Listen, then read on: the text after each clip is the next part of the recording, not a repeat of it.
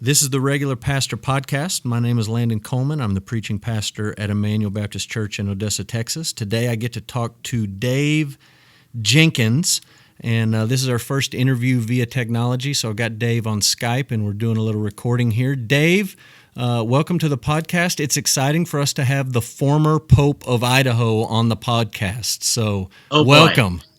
Thank you. The former Pope of Idaho. Yeah. Too bad you had to relinquish that title when you moved. That's right. In all seriousness, Dave is a busy guy. He wears a lot of hats. I'll just tick through these and then I'll let you explain them. He's the executive director of Servants of Grace Ministries. He is the man behind the curtain for servantsofgrace.org. If you haven't checked that site out, you need to look at that. There's some great resources there. He is the host of Equipping You in Grace podcast, and he is the executive editor of Theology for Life magazine. All of those things just fall under the umbrella of Servants of Grace. And so, Dave, for those who don't know about Servants of Grace, take just a minute and tell folks about that ministry and what you hope to accomplish through that ministry. Well, the first thing that, thank you very much for that kind introduction. It makes me a little uneasy, and just to go through those, it's like, okay, yeah, you're nuts, Dave. Thanks, Landon. So anyway, so I do a lot of things. The Lord has been very kind to me over the years. I've started Servants of Grace at the age of 19. And so I'm now, I've been doing this about 17 and a half years, so that's a long time. Cool. And learned a lot. Maybe that's another topic for another day. Yeah. But basically what we do is Theology for Life is geared towards lay people. It's to help them understand biblical theological topics, practical, social, those kind of things through a biblical theological framework. We're Reformed and complementarian. We're for the local church, and so we require that all of our writers be Reformed and complementarian members of a local church. And so we really want to be for the local church. We want to help lay people understand things, although we have a wide audience. And so that's from lay people up to pastors, PhDs, people way smarter than me, thankfully. And so the Equipping You in Grace podcast is kind of just our podcast arm there. So I interview a lot of different guys like Michael Horton and others. Have Ed Welch coming on here. So you can check that out on iTunes or on our site. We also have another podcast called Ask Us Anything, where you can ask me anything. There you go. And I will answer it for you, although I'll try to answer it. Hopefully it'll be good. So I'll leave that up to our listeners to decide. That's cool. I like it. Hey, beyond all the Servants of Grace stuff that keeps you busy, both of our listeners want to know about your family and your personal life just a little bit. So Sure. Fill folks in on that. Well, I'm happily married to my beautiful wife, Sarah. We've been together now. We'll have been married actually a month from today. It'll be 11 years. Awesome. We recently moved an hour north of LA to a tiny little town. It's called Rosamond. If you would literally just drive past it on the freeway and not even notice. So we're really liking it. I'm loving the sun. So if you follow me on Facebook, you'll often see me post pictures about what the temperature is. So I think today it's like close to 70 degrees here. Awesome. So for all of you who are in the South or whatever, you have fun with that now. Yeah, okay? Very nice. So, Love it in our we face. have one dog and two cats and no kids. We both are very involved in Theology for Life and just ministry. We served a lot at our previous church, and we're visiting some churches in the area and enjoying that so far. Very cool. So in this podcast, what I wanted to talk about was pastors and the question of, for lack of a better word, blogging. And I don't necessarily want to pigeonhole that to a blog per se, but really what I have in mind is, should pastors, regular pastors, guys who lead churches that are small to medium-sized churches, should they invest the time and the energy to write in some sort of online format, whether that be a blog, whether that be some sort of social media writing, whether that be for a particular site, maybe like Servants of Grace.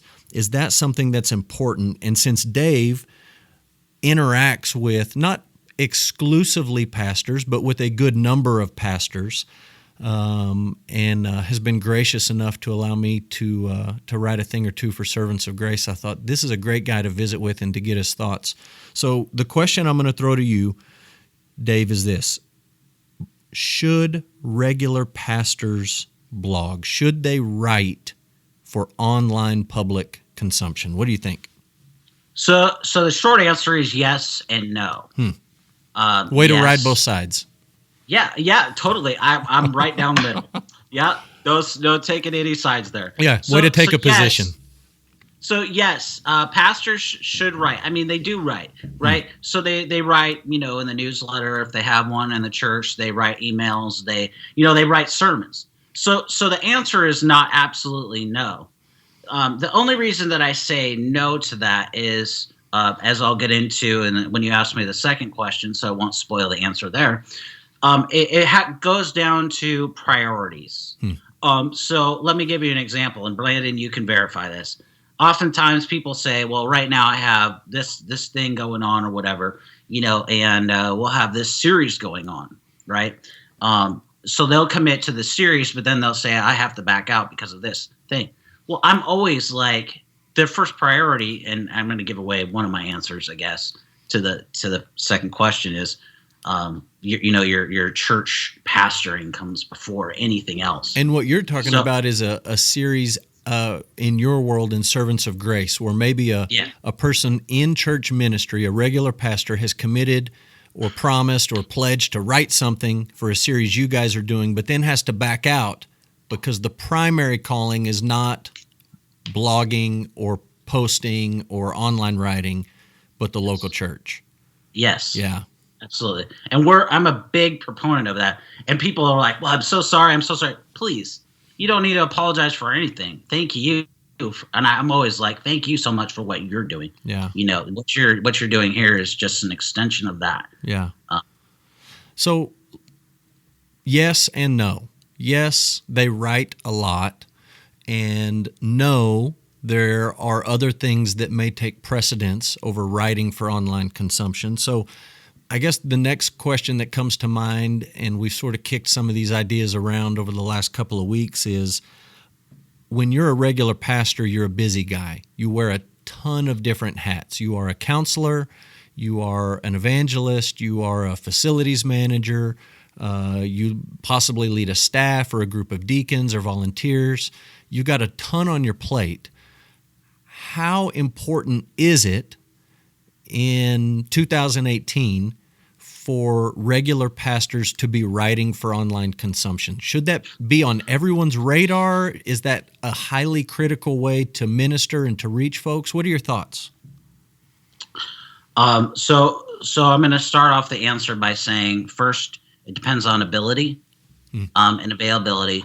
But since you asked me to rank these, what I'll say first is that it depends. Well, to rank first, if we have to rank in order, well, first your walk with Christ. That's more important than anything else. Second, your marriage, and third, your kids, and then your ministry. You're at the local church, since we're talking to regular pastors. Yeah, and then anything else. So if it doesn't come, I mean, your legitimacy and qualification for any ministry of any kind comes from your walk with God. So how are you doing there? And then it comes, as complementarians, we believe in the importance of the home. And not only do we believe in the importance of the home, but we also believe that our home life needs to be solid, it needs to be good, it needs to be healthy. And if it's not, then our legitimacy for ministry is probably not there, right? So those kind of things, thinking through, how am I doing in these areas?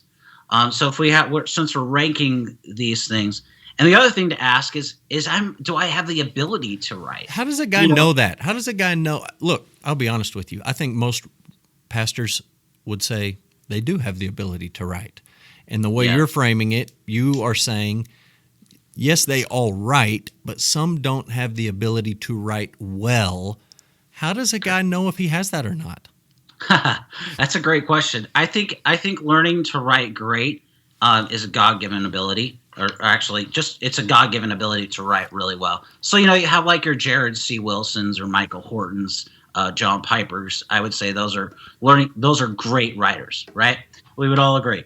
Now, learning to write, everybody can learn to write. We can all learn to do English grammar better. We can all learn to put sentences together. Now, we'll never be necessarily able to do that in a great way, but we can all learn to do that. Now, we're going to touch on some of this later, but I don't want to be heard to discourage pastors writing. I have encouraged pastors to use their sermon. I think I've even done that with you, Landon. I'm not sure, but other pastors for sure, to use your sermons for blog articles. I did not make up that idea. I think that was like Tom Rayner or somebody else. I think I got it from them. And no. It wasn't Tom Rayner. It was Jonathan Howe. Okay. Jonathan Howe, I think it is. But anyway, so I mean, I'm constantly trying to help pastors repurpose their contents. So, do you think there are just some guys who that's not their gifting or their interest or their talent or any of it, and that's okay? yeah, absolutely. As I tried to say earlier, the local church, your walk with God and your marriage to your spouse and the local church is where predominantly you should be focused as a pastor. Yeah. Outside of that, if you have lots of pastors have the ability to write, have the time to write, want to write, and I commend that too. So it's not a. I don't think what I'm trying to say is it's not an either or. It's a both and. If you have the ability and the time and you want to write, then you should. If you don't, then you don't have to feel guilty about that. Do you think? Again, I'm just trying to think through a guy who maybe has the desire to do it, but maybe he's just not great at it. I mean, if you're writing and you're trying and you're submitting articles to, different places, or you've got your own site, but maybe no one's looking at it. I mean, at some point, do you look at the fruit of it or the result of it and say, maybe this isn't for me based on no one's interested or no one's reading or no one's paying attention? And I don't know that that's a negative thing or a bad thing, but maybe there just should be some awareness at some point to say, like, clearly no one is picking this up, what I'm investing all this time in writing, and maybe I don't need to do it.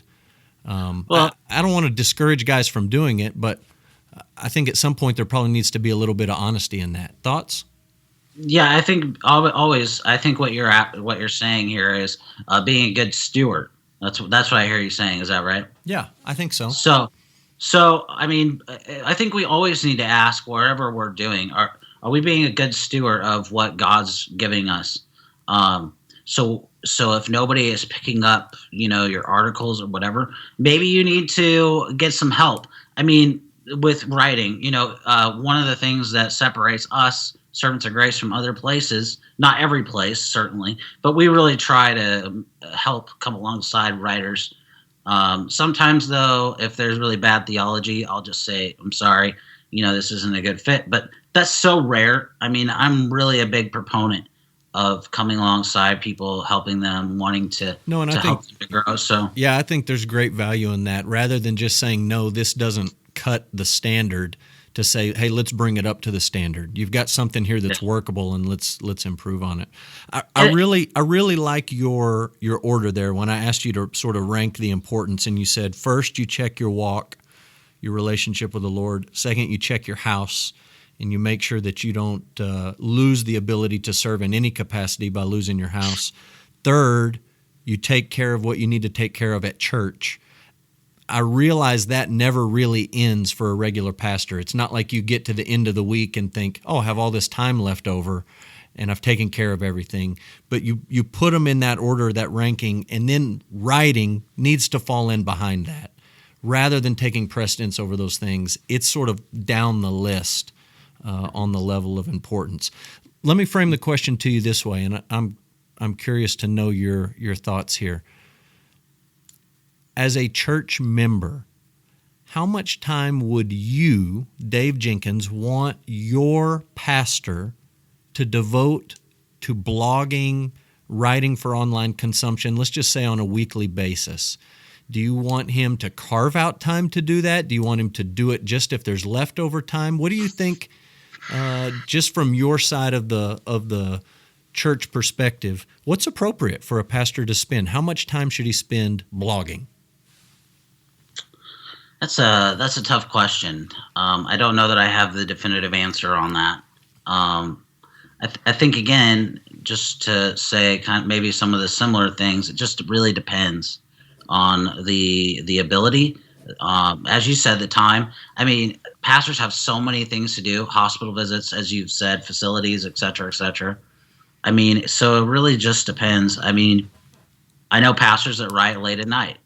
So, but my question is, are you taking time away from your family to do that? Right. Or your kids at night? Have you even talked to your wife? I mean, just really be, I guess my only thing is just to be really intentional. As we've kind of already have said, be a good steward. So if that's gonna get in the way of you getting in your priorities, then it needs to go. And I'm even saying this for me. Like if something was going on in my marriage, like those podcasts or whatever, it's got to go. Like for that time, I just moved, so all of that had to. I was managing things and whatever, but I wasn't actively like writing. I haven't been actively writing, and we haven't been actively putting out podcasts. Why? Because I was moving and I needed to spend more time. I'm just using an example. Like I needed to spend more time with my wife and move than those kind of things. No, I think that's great advice. And I think pastors need to recognize that when you're way down the list of priorities and you're talking about writing for online consumption, there may be seasons where that happens more regularly than others. There may be periods of your life or months or years even where you can devote more time to that, and then at some point maybe you can't. Maybe you have other things that take priority, and that needs to sort of be put on the back burner. Specifically thinking about regular pastors, if there's a regular pastor out there listening and he's thinking, maybe I want to start a blog. Maybe I want to submit articles to Servants of Grace, or maybe I want to write for so-and-so. Who do you think regular pastors ought to write for? When they sit down to write a blog post or an article submission, who is it do you think that they should have in mind? Who's their audience? I always want to encourage pastors to write for their church members. Again, I think that whatever they do, it needs to be geared towards the local church, their local church. So like Challies, he started out his blog. If your listeners might know this, writing just for his family.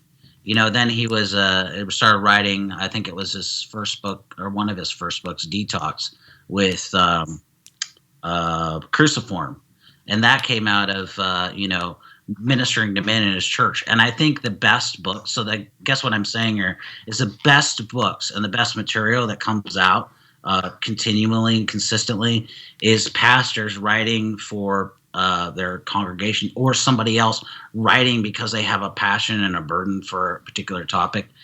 So I want to encourage that. See, I like that. I think I've known a couple of guys who maybe they blog or they're writing something for online consumption, and in their mind, they're just sort of writing. I don't know who they think they're writing for. Maybe it's just for Christians in the United States at large, or a certain demographic of people on Twitter or Facebook or whatever. And I think there's wisdom in thinking about writing for your people. God has placed you in a context where you're to minister, to serve, and hopefully you know those people, and you know issues that need to be addressed there. And I think when you write for a specific audience like that, I think unintentionally it becomes applicable for people outside that audience. And I think when you try to write for the masses, you almost end up writing for nobody. So the question I guess now is, how do you do that? Well, and that depends on the site. So I always want to encourage people to be biblical, to be, theologically accurate, to be personal, and to be practical. So biblical obviously is self-explanatory. What you're saying should you should be quoting or interacting with texts. Right. It should be theologically orthodox. Right. Personal. This is a big thing that a lot of people, even pastors, have a hard time with, which I find fascinating. It's like, think of writing as sitting down with somebody like you and I are right now, or over coffee. And are you going to just give them what the Bible says about that topic? Or are you going to say, maybe like something like, in my past or something like that, you might give a little short testimony, or you might share a little short story to relate to them. But so many, I hate the word so many, but I'm going to say that a lot of people struggle with using personal examples in their writing. And I think that for a regular pastor, if you just view it as you're having a conversation with somebody over over like Landon and I are, well, we're doing it over the internet, but over Skype, but like you're having coffee with somebody and you're sitting right across from them, how are you going to talk to them? Right. And then you're gonna when you do that, you're also going to be practical, because they're going to want to know, well, what does this mean for me? Right. You've given me what the Bible says. You've kind of like, I guess what I'm saying is, if you think of writing like a sermon, how are you going to communicate that sermon? And that article should be kind of the same way. Right. I agree. In a different, and obviously we're not conflating a sermon and an article here. No. There is difference, but there should be almost a conversational tone to something that you're writing for a blog or online consumption that is, yes, it's biblical, it's theologically sound, it's orthodox, but there is a personal component to it, and there is a practical application where you help people connect the dots. So I think that's good. I think an important thing just to throw out there, we talked a little bit earlier about should all pastors do this, and yes and no, and we kind of clarified that or qualified that. I think some guys have education that gives them maybe a unique ability to write clearly, to write well. I think there's a whole lot of other guys that don't have the education, but maybe they have a life experience or a particular ministry position that is unique in some way, and they may not have all the letters after their name, but I still think those guys have something valuable to contribute in the form of a blog or online, articles posted online. I don't know what your thoughts about that are, but I just wouldn't want people to think, oh, I don't have the education to write for anybody to read it. I think there's a lot of guys out there, maybe they need a little bit of help with the technical aspects of writing, but they have something to say because of their life experience, because of what God's brought them through, because of how God's used them. So I don't know. Do you have any thoughts about that? No, those are all really good thoughts. So I'm going to use an example, and the example will explain kind of where I'm going with this answer. So recently I was at this Bible study, and this guy said, I was, offering, some thoughts as well. And he looked over at me and said that he didn't feel like he could share. And he finished sharing or whatever, and it came, back around. And I said to this man, I said, do you seem to love God's people and Christ and the Word. And I just want to encourage you here. If that's so, you can be used by God. You don't have to have a degree or a title behind your name or whatever, or even be well spoken. But he clearly knew his Bible. Right. Okay? This was obvious. And so the question is the same. Whether you have a degree or whatever behind your name, as Landon said so well, I mean, do you have a desire to write? Yeah. Do you have an ability to write? Are you willing to be teachable and humble? And those are the two things. Are you willing to be humble and teachable? And let me tell you, when I was in school, I was not that good at writing. I was so bad. My wife tells a story. She would make me print out my papers, and she would edit them. But she would take a red marker and she would make all of these marks, and oftentimes the whole page was messed up, And so writing is a process. It's a journey. We don't all, that was almost 10 years ago. So hopefully I've gotten a little bit better. She no longer makes me print them out. Instead, she edits them in the doc. So that's a process, just because I mean I'm a professional writer and a professional editor, and I still get edited by my wife, and so there and other Yeah, people. get used to that. That's not going to stop. Yeah, it's not going to stop. So are you being willing to be humble and teachable? Are you available? I mean, I guess those are good questions to ask for any ministry, but I like it. I like it. Hey, I got about 3 more questions, and maybe we hit these a little bit quick, but I think they're worth asking. Okay. If a regular pastor is listening and he says, man, I need to write, there's opportunities for ministry there, for reaching folks, for sharing, what God has done in my life. A guy just starting out, should he start his own blog, or should he submit articles to a particular site? And you don't need to name names or suggest sites, but what's the best avenue to start? Start your own blog, write for somebody else? How do you do it? I think starting writing in anonymity, writing by yourself, is a good place to start. And then learning the craft of writing, so reading books on writing would be good. There's lots of them. You can Google best books on writing. I can't think of any off the top of my head. Sorry about that. Maybe Stephen King. I think he's got a book on writing that is highly recommended. I know there's others. Just can't think of them. There's some podcasts that are really good. Jeff Metters has one. I haven't listened to it, but a lot of people find it helpful. Yeah.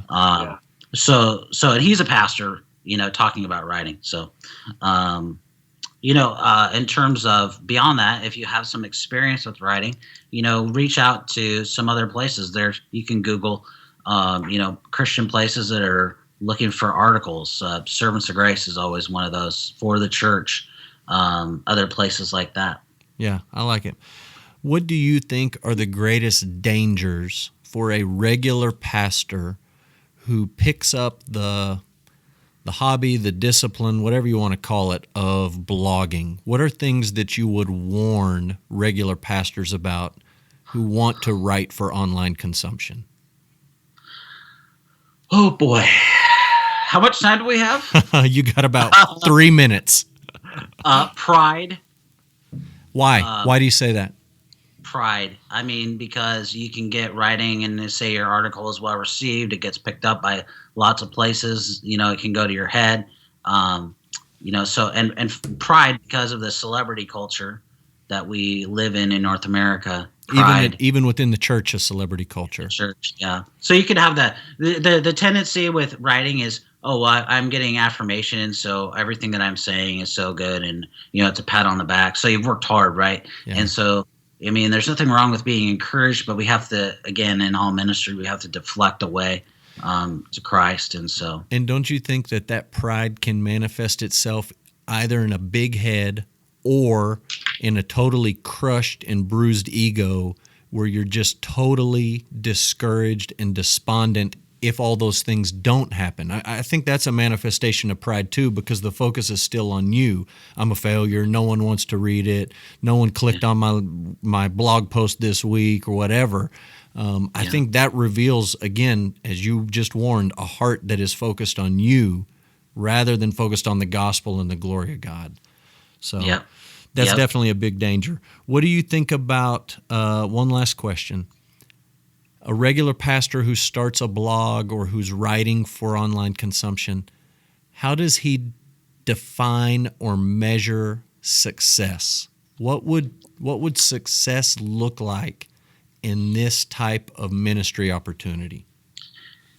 I love that question. I don't love the way that you framed it. Just to be honest, because and here's why. The reason is that all success from ministry comes from faithfulness to Christ. Okay. Faithfulness to Christ, faithfulness to the Word. And so whether we're writing or speaking, counseling, or whatever we're doing, are we being faithful to the Word, and are we being faithful to Christ? And at the end of the day, if we're being faithful to those two things and we're aiming to love and to serve people, then I think that we're being successful. And the reason also that I say it that way is not to be against the way that you said it or anything like that, but just to say that there's a tendency to think, well, it's about my metrics. So if I'm not reaching 20,000 people a day, then I'm a complete failure, or I'm not reaching however many, or my church isn't over 100 people or whatever, then I'm a failure. And it's like, Are you faithful to Christ? Are you faithful to the word? Are you loving the people that you're seeking to serve? Yeah. Uh, and then and then so if we focus, I think it was MacArthur who said, if we focus on our depth, God will take care of the breadth. And so I'm just trying to say the same thing that MacArthur did, just in a different way. I like it. And I agree. The question was phrased poorly, but I phrased it poorly on purpose because I think a lot of guys who blog or who post things online, I think there's a great temptation to allow web page hits, clicks, Facebook likes, Twitter replies, whatever, to become the standard of success. And as you warned a minute ago, to either give you a big head or to make you totally despondent when it doesn't happen. And I love your answer. I don't think success is measured in something Google Analytics can tell you about your website. I think success is measured in, are you faithful to the word? Are you faithful to the gifting that God has given to you? And are you faithful to the gospel and setting that before people and trying to do it to the best of your ability? So great thoughts from Dave Jenkins, Mr. Servants of Grace. You can check him out online, servantsofgrace.org. Dave, thank you for coming on. And thank you, folks, for listening to this episode of the Regular Pastor Podcast. You can check out our website, regularpastor.com. We've got links to social media, resources for regular pastors, ways for you to contact us. Until next time, this is the Regular Pastor, out.